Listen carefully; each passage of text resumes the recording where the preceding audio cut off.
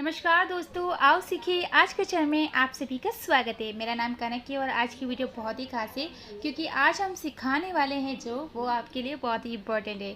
सबसे पहला तो ये कि एक गुड न्यूज़ है जो हम आपको बताने वाले हैं और दूसरी एक और गुड न्यूज़ है जो भी हम आपको बताने वाले हैं। वो कौन सी है, चलिए हम जान लेते हैं। सबसे पहले तो ये कि हमारी न्यू बुक आ गई है, ठीक है।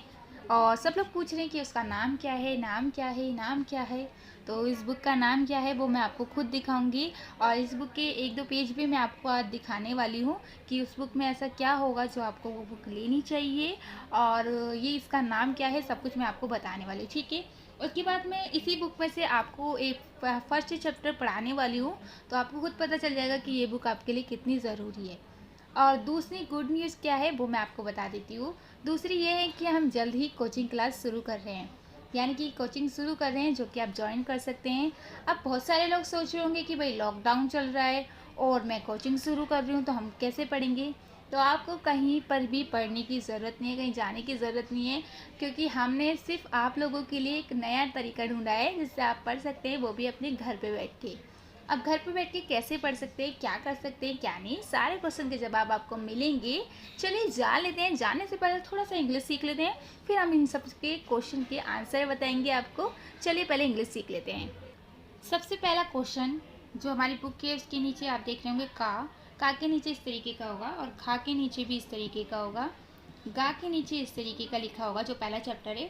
तो जो बहुत सारे स्टूडेंट ऐसे हैं जिनको नहीं पता कि इसका मतलब क्या है, तो देखिए अगर आप हमारी बुक ले चुके हैं तो मैं आपको बता देती हूँ इसका नाम क्या है। इसका नाम होता है हलंत। और इसका अर्थ क्या होता है? इसका अर्थ होता है कि ये जो शब्द है ये आधा है, यानी कि जैसे आप आधा ग लिखते हैं इस तरीके से, तो अगर आपको मान लीजिए यहाँ पर कुछ लिखा होगा तभी तो आप आधा ग लिखेंगे, और अगर यहाँ पर कुछ है ही नहीं, ये अकेला है, तो आप कैसे पता करेंगे कि ये आधा है या पूरा है। तो उसके लिए एक तरीका बताया गया है कि इसके नीचे इस तरीके की मात्रा लगाते हैं जिसको हम बोलते हैं हलंत। और इसका मतलब ये होता है कि ये जो शब्द है ये आधा है, ये भी आधा है, ये भी आधा है, ये भी आधा है, तो जिसके नीचे भी ये होगा वो आधा माना जाएगा, ठीक है। तो ये चीज़ मैंने इसलिए बताई क्योंकि आप लोग बुक पढ़ रहे होंगे तो कुछ चीज़ें आपको समझ में नहीं आती, तो मैं आपको बता देती हूँ। अब दूसरा क्वेश्चन ये है कि इस बुक में बहुत सारी चीज़ें हैं जो मैं आपको अभी समझाने वाली हूँ। तो पहला चैप्टर ही समझ लेते हैं, चलिए जान लेते हैं।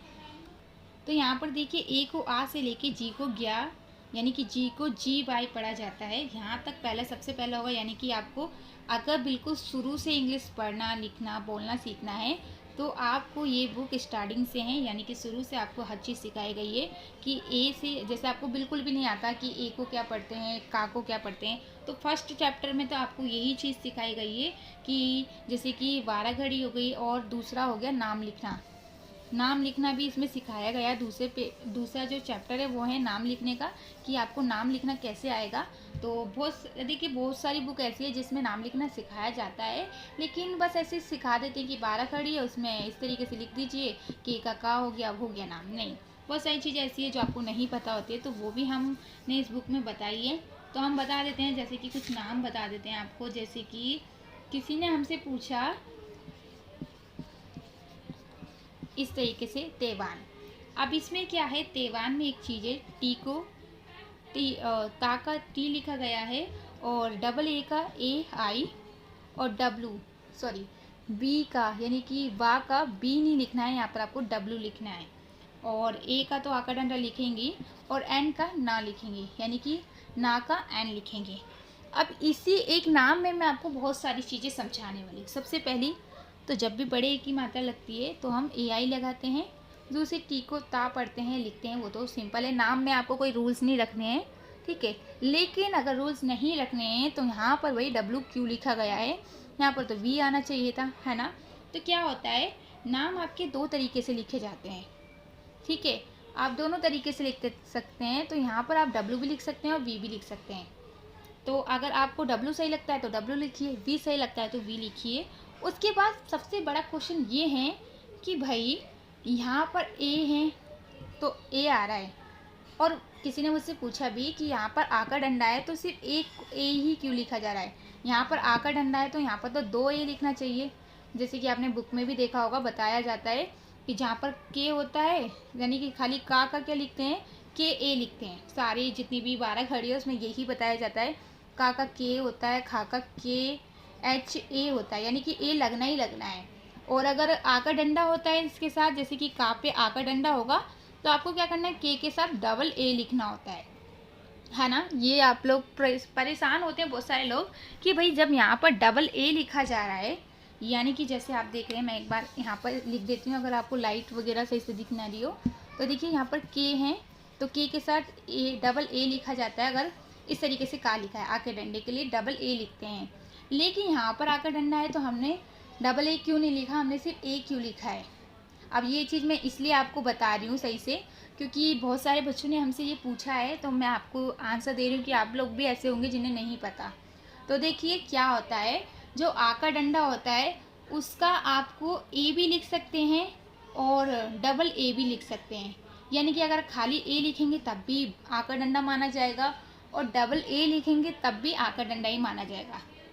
अब उससे भी बड़ा एक और क्वेश्चन है कि भाई मान लीजिए हमने एक ए लिखा है और इसका मतलब आ का डंडा है, तो जहाँ पर आ का डंडा नहीं होता है वहाँ पर भी हम ए क्यों लिखते हैं। क्वेश्चन तो है भाई, सही बात है, आपकी भी बिल्कुल सही बात है, आप सही सोचते हैं।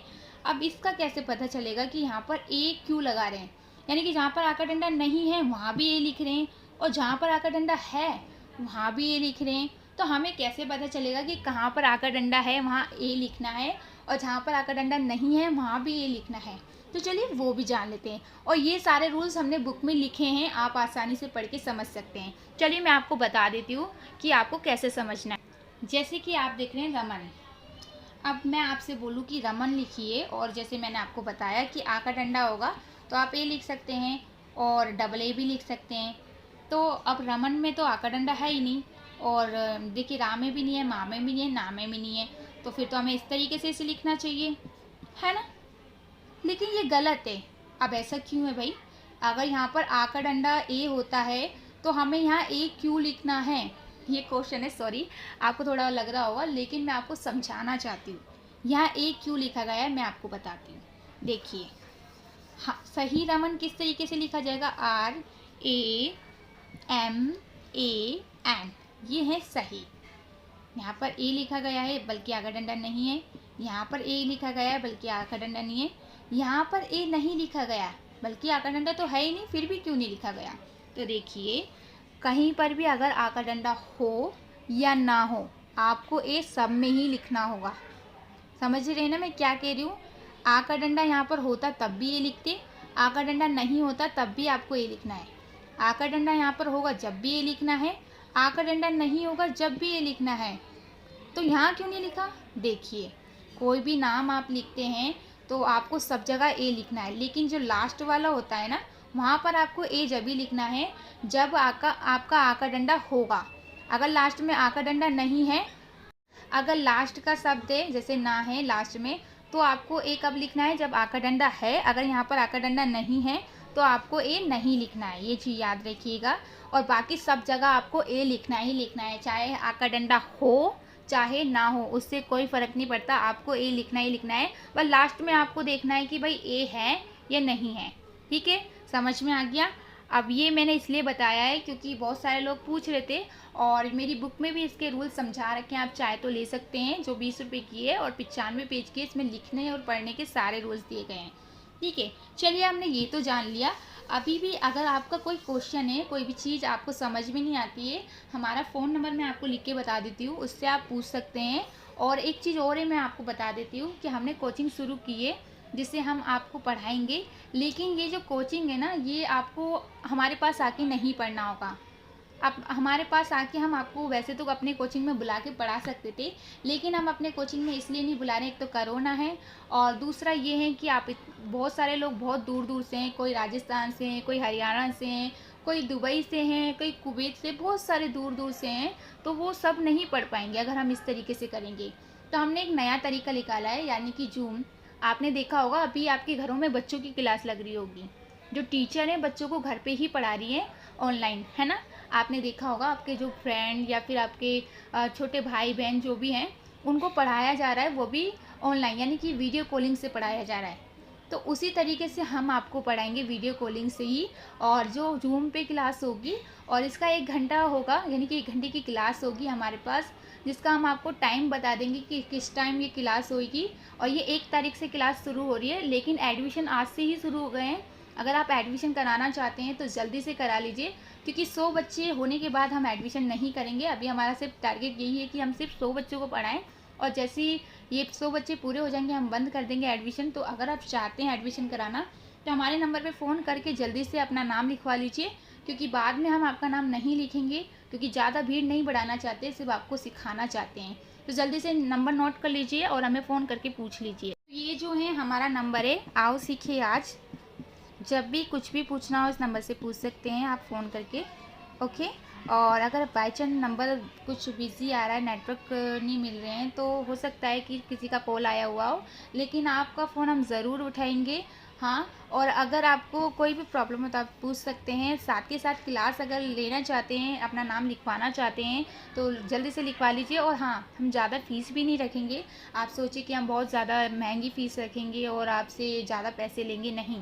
हम बस बच्चों की हेल्प करना चाहते हैं, तो ज़्यादा फ़ीस नहीं लेंगे, जितना मतलब कम से कम ही लेंगे।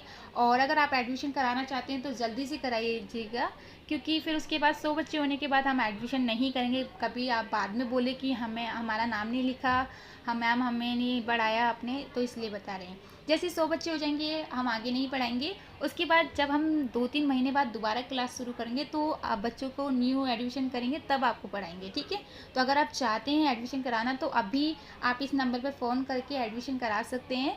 उसके बाद अगर फुल हो जाएंगे तो फिर हम नहीं करेंगे, ठीक है। और अगर आप बुक लेना चाहते हैं जिससे मैं आपको पढ़ा रही हूँ, आपने देखा, तो आप ले सकते हैं। सिर्फ 20 रुपये की आप घर पे बैठ के भी पढ़ सकते हैं। ज़रूरी नहीं है कि आप हमसे क्लास लेंगे जब भी पढ़ेंगे। आप चाहें तो घर पे खुद से भी पढ़ सकते हैं। अगर आपके पास इतनी, यानी कि आप गरीब हैं, आप नहीं कर सकते भाई, तो आप क्लास बुक से भी पढ़ सकते हैं। कोई ज़रूरी नहीं है कि हम ही आपको पढ़ाएंगे जब भी आप अच्छे बनेंगे। आप खुद से पढ़ के हमसे ज़्यादा अच्छे बन सकते हैं, ठीक है। तो मैं तो यही बोलूँगी कि आपका बजट के हिसाब से कीजिएगा। अगर आप पढ़ सकते हैं तो पढ़िएगा, और नहीं पढ़ना चाहते, सिर्फ घर में ही पढ़ना चाहते हैं, तो बुक ले लीजिए। सिर्फ 20 रुपये की है, ओके।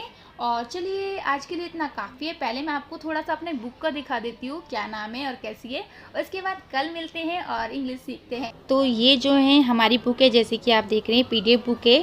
और इसका पहला पेज मैं आपको दिखा देती हूँ। इस तरीके से है, जैसे आप देख रहे हैं, कनक सिंह ये मेरा नाम है, जो मैंने अपने नाम से बनाई है।